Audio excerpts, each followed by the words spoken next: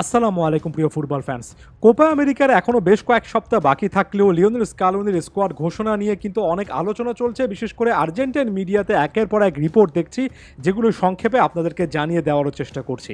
একটা কথা একেবারে স্পষ্টত বলতে চাই, আমার কাছে মনে হচ্ছে এবারের জন্য স্কালোনির চ্যালেঞ্জটা একটু ভিন্ন মাত্রার। এবার স্কালোনিকে কোনো একটা ট্রফি জয় করার আগে ভাবতে হবে ট্রফিটা কিভাবে ডিফেন্ড করতে হয়। আর ডিফেন্ড করার ক্ষেত্রে লিওনেল স্কালোনির প্রতিটা ডিসিশন, বিশেষ করে স্কোয়াডে কাদেরকে নিচ্ছেন কাদেরকে বাদ দিচ্ছেন, সকল কিছুরই কিন্তু একেবারে ইনডেপথ অ্যানালাইসিস হবে। যদি কোনো দিক থেকে স্কালোনি ব্যর্থ হন তাহলে একটা অংশ, এমনকি বিশেষজ্ঞদের একটা অংশ কিন্তু এখানে ঢালাওভাবে সমালোচনা করবেন। সেটার একটা আজ আগে থেকে দেখতে পাচ্ছি। বড় রকমের একটা আলোচনার বিষয় হচ্ছে স্কালোনি শেষ পর্যন্ত কোন প্লেয়ারকে রেখে কাদের বাদ দেবেন, এটা নিয়ে অনেক আলোচনা চলছে। যেমন ডিফেন্সে এমন অনেক পারফর্মার আছেন যারা কিন্তু জাতীয় দলের দরজায় বারবার করা নাড়ছেন, ভালো পারফরমেন্স দিচ্ছেন ক্লাব ফুটবলে, কিন্তু স্কালোনি সেরকম কোনো পরিবর্তন আনতে পারছেন না। ব্যাপারটা শুধুমাত্র গোলকিপিং পজিশনে এমন নয়। যেমন ধরুন একজন ফাকুন্দো মেদিনা, একজন লিওনার্দো বালের্দি, এই টাইপের ফুটবলাররা কিন্তু লিগ ওয়ানে কিংবা স্ব ক্লাব জার্সিতে যথেষ্ট ভালো ফুটবল খেলছেন, তবে এখনও স্কালোনির প্ল্যানে আসেননি। মার্কোস সেনেসি মাঝখানে আসার একটা ইঙ্গিত দিয়েছিলেন, তবে এখন পর্যন্ত প্ল্যানে তাকে তেমনভাবে দেখা যাচ্ছে না। এমনকি যখন লিজান্দ্রো মার্টিনেজ ইনজুরির কারণে অনেক দিন ধরে সাফার করছেন, তখনও কিন্তু লেফট ফুটের একজন সেন্টার ব্যাক হওয়ার পরও মার্কোস সেনেসি ক্লাব ফুটবলে ভালো পারফরমেন্সের মাধ্যমেও আসতে পারছেন না। এখন ব্যাপারটা কেন এমন হচ্ছে, ব্যাপারটা খুবই পারফেক্টলি ব্যাখ্যা করেছেন লিওনার্দো বালের্দি। আসলে একটা স্টেটমেন্টের মাধ্যমে বালের্দি পরবর্তী স্টেপগুলোর কথা যেমন বলেছেন, স্কালোনি আসলে কোন জায়গা থেকে পরিবর্তন আনতে পারছেন না সেটাও তিনি বলেছেন। তিনি বলেছেন, আর্জেন্টিনা জাতীয় দলে খেলার জন্য আমি প্রস্তুত, তবে একই সঙ্গে আমি জানি যে লিওনেল স্কালোনি আমাকে ডাকবেন না। ভোলাবিবকে দেওয়া ইন্টারভিউর আপনি যদি শুধুমাত্র এই অংশটা শোনেন তাহলে হয়তোবা মনে হতে পারে যে লিওনার্দো বালের্দি তার ক্ষোভ থেকে কথাটা বলছেন, কারণ অনেকদিন ধরে ধারাবাহিক পারফরমেন্স দিচ্ছেন। আর্জেন্টিনা জাতীয় দলে নিজের একটা জায়গা তিনি আসলে করে নিতে পারেন, বিশেষ করে যখন লিওনেল স্কালোনি এমন টাইপের ডিফেন্ডার খুঁজছেন যারা একই সঙ্গে দুটো পজিশনে খেলতে পারেন।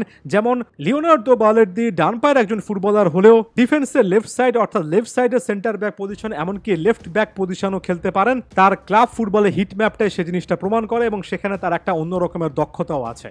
তবে পরবর্তী স্টেটমেন্টে বালের্দি কিন্তু ব্যাপারটা ক্লিয়ার করেছেন। তিনি বলেছেন, আর্জেন্টিনা বিশ্বকাপ জয়ী একটা দল এবং বিশ্বকাপ জয়ী একটা দলের সুযোগ পাওয়া আসলে সহজ কিছু নয়। আমি খুব ভালো করে জানি স্কালোনি কিংবা থিঙ্ক ট্যাঙ্ক আসলে কোন জায়গা থেকে সিদ্ধান্তগুলো নেয়, তবে আমি এখনো প্রস্তুত আছি। যদি জাতীয় দলে ডাকা হয় তাহলে আমি সুযোগটা লুফে নেব। অর্থাৎ লিওনার্দো বালের্দি একেবারে ক্লিয়ারলি বলে দিলেন যে বিশ্বকাপ জয়ী একটা দলের ডিফেন্সিভ স্ট্রাকচারটা ভাঙাটা খুব একটা বেশি সহজ নয়, এবং এ কারণেই মূলত স্কালোনি এবং তার এই থিঙ্ক ট্যাঙ্ক অনেকগুলো অপরচুনিটি পাওয়ার পরও ডিফেন্সে বড় রকমের পরিবর্তন আনছে না, এবং এই জিনিসটাই হয়তোবা অনেকেই বুঝতে চান না। যেমন ডিফেন্সিভ পজিশনগুলো যদি আমরা চিন্তা করি, নিকোলাস ওটামেন্ডি কিংবা ক্রিস্টিয়ান রোমেরো এরা একেবারে অটোমেটিক চয়েস। তাদের পারফরমেন্স তাদের পক্ষে কথা বলে এবং জাতীয় দলে তাদের অপরিহার্যতা এখন পর্যন্ত প্রমাণিত। কোপা আমেরিকার পরেও হয়তোবা নিকোলাস ওটামেন্ডিও তার ক্যারিয়ার নিয়ে একটা সিদ্ধান্ত নেবেন, তবে তার আগ মুহূর্ত পর্যন্ত তাকে বাদ দেওয়ার কোনো কারণ দেখি না।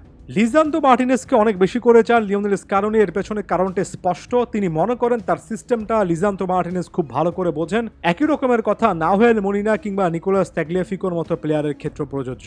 অলরেডি 5 জন ফুটবলারের কথা আমি বলে ফেলেছি, আর মাত্র 2 জন ফুটবলার হয়তোবা কোপা স্কোয়াডে জায়গা পাওয়ার মতো। এখানে মার্কোস অ্যাকুনিয়াকে ঘিরে অনেকে অনেক কথা বলবেন, তাকে বাদ দেওয়ার সুযোগটা অনেকে যে দেখছেন না সেটাও একটা যৌক্তিক কারণ। আবার ভ্যালেন্তিন বার্কো এই প্লেয়ারটা যে ক্লাব ফুটবলে সাম্প্রতিক সময়ে নিজেকে একেবারে মানিয়ে নিতে পারছেন, আস্তে আস্তে ভালো পারফরমেন্স দিয়েছেন, কিংবা বয়সভিত্তিক ফুটবলে যে অসাধারণ পারফরমেন্স দিয়েছেন তাকে প্রমোট করার একটা ব্যাপার আছে। রাইট ব্যাক পজিশনে একটা বিকল্প কিংবা এমন একজন সেন্টার ব্যাক যিনি রাইট ব্যাক পজিশনেও খেলতে পারেন, এমন টাইপের একজন প্লেয়ারেরও দরকার আছে। আর এই কারণে ফাকুন্দো মেদিনা বা লিওনার্দো বালের্দি বা মার্কোস সেনেসি টাইপের ফুটবলাররা আসলে এখন পর্যন্ত হিসাবে আসছেন না লিওনেল স্কালোনির জন্য। এটাও যথেষ্ট পরিমাণ শক্ত একটা যুক্তি যে তিনি এর আগে কোপা আমেরিকা কিংবা বিশ্বকাপ যে ডিফেন্স নিয়ে জয় করেছেন সেই ডিফেন্সের ফর্মেটটা তিনি ভাঙতে চাইবেন না। তার চেয়ে বড় কথা, যে স্টাইলে তিনি ফুটবল খেলান নিজেদের মধ্যে একটা বোঝাপড়ার ব্যাপার আছে। এই বোঝাপড়াটা অলরেডি এই প্লেয়ারদের মধ্যে যথেষ্ট স্ট্রং, যে কারণে ইচ্ছা থাকলেও সবসময় নতুন কাউকে এনে এই সিস্টেমের সঙ্গে অ্যাকোমোডেট করাটা খুব একটা বেশি সহজ ব্যাপার নয়। আশা করছি কয়েকটা ব্যাপার ক্লিয়ার হচ্ছে। তারপরও বিতর্ক থাকবে, নিশ্চিত করে বলতে পারি। তারপরও 1-2 প্লেয়ারকে কেন স্কালোনি নেননি সেটা নিয়ে শেষ মুহূর্ত পর্যন্ত আলোচনা সমালোচনা চলবেই।